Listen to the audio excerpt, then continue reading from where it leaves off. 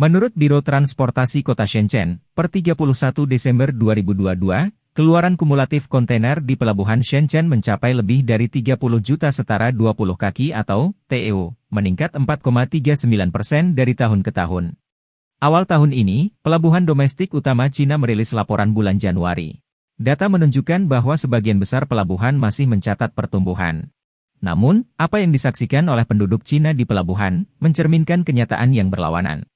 Sebuah video yang beredar di media sosial, menunjukkan pelabuhan Shenzhen Yantian terlihat sepi.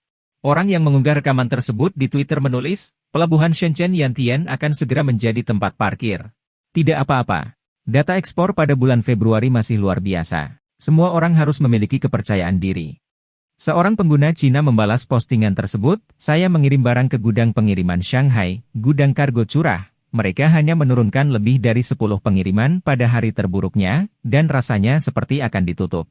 Radio Free Asia melaporkan situasi yang sama di pelabuhan-pelabuhan lain di Cina pada tanggal 15 Februari.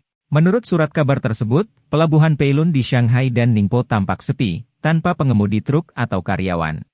Salah satu media Cina melaporkan bahwa kontainer-kontainer kosong ditumpuk di banyak pelabuhan di seluruh Cina.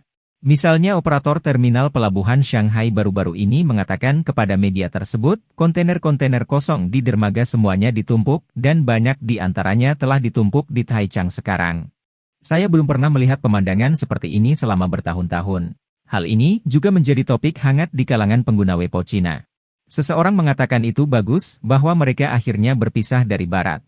Beberapa netizen juga berspekulasi bahwa Barat perlahan-lahan mengalihkan rantai pasokannya ke Asia Tenggara dan India, dan keuntungan dari pencapaian Cina ke WTO selama 20 tahun akan segera berakhir. Bahkan, seorang pengusaha wanita Cina mengatakan kepada Radio Free Asia, bahwa karena dampak dari hubungan Cina-AS, dan langkah-langkah pengendalian pandemi, rantai industri telah dialihkan dari Cina ke Asia Timur. Dia berkata, bisnis perdagangan luar negeri sedang berbalik, dan pesanan luar negeri telah dibatalkan. Pesanan pergi ke Vietnam, Indonesia, dan Thailand, dan ditempatkan di sana secara langsung. Rantai industri telah berpindah ke Asia Tenggara. Akibatnya, transportasi kontainer-kontainer tidak dapat beroperasi, sehingga perusahaan perdagangan luar negeri harus mencari cara lain. Pemilik bisnis di daerah pesisir Zhejiang dan Jiangsu telah mengandalkan ekspor luar negeri selama bertahun-tahun. Setelah 3 tahun penguncian yang ketat, dampaknya mulai terlihat dalam skala besar. Sementara perusahaan besar harus memberhentikan pekerja, bisnis kecil harus tutup. Seorang pengusaha di Jiangsu mengatakan, tahun lalu, kami kehilangan ratusan ribu yuan, dan tahun lalu kami masih memiliki beberapa juta yuan dalam persediaan, $1 setara dengan sekitar 6,85 yuan. Ada banyak orang yang mencari pekerjaan.